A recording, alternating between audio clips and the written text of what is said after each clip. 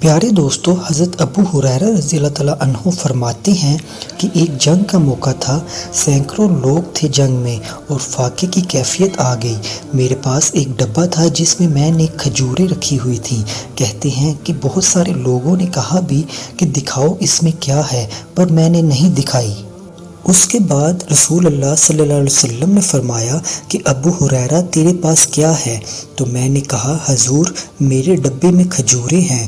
حضور صلی اللہ علیہ وسلم نے کہا ادھر لاؤ۔ تو کہتے ہیں میں لے کے آیا تو حضور صلی اللہ علیہ وسلم نے فرمایا اسے الٹا دو۔ جب کھجوریں گنی تو 21 کھجوریں تھیں۔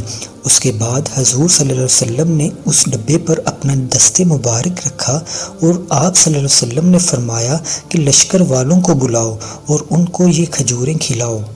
کہتے ہیں کہ 10 لوگ آتے رہے، کھجوریں نکلتی رہیں اور لوگ کھاتے رہے۔ حضرت ابو ہریرہ رضی اللہ تعالیٰ عنہ کہتے ہیں کہ سب نے پیٹ بھر کر کھجوریں کھائی اور جب میں نے ڈبے میں دیکھا تو ابھی بھی کھجوریں باقی تھیں۔ تو رسول پاک صلی اللہ علیہ وسلم نے جب میری کیفیت دیکھی تو آپ صلی اللہ علیہ وسلم مسکرائے اور مسکرا کر فرمایا کہ ابو ہریرہ تم پریشان نہ ہو، بس اس ڈبے کو الٹنا نہ، کھجوریں نکالتے رہنا اور کھاتے رہنا۔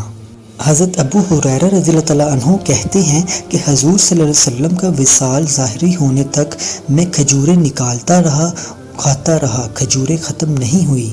پھر کہتے ہیں صدیق اکبر تخت پر بیٹھے اور لوگوں میں کھولتا رہا، کھلاتا رہا، وہ ختم نہیں ہوئی۔ پھر کہتے ہیں دور آیا سیدنا فاروق اعظم کا، میں نے 12 سال اس ڈبے میں سے کھجوریں نکالی اور کھائیں۔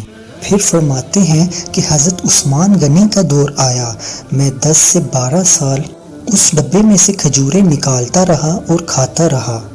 حضرت ابو ہریرہ رضی اللہ تعالیٰ عنہ فرماتے ہیں کہ حضرت عثمان غنی جس دن شہید ہوئے میرے گھر میں اس دن چوری ہوئی، کیونکہ اس دن مدینہ منورہ کے حالات بڑے عجیب تھے۔ کہتے ہیں کہ چوری ہوئی تو میرا وہ ڈبہ بھی چوری ہو گیا۔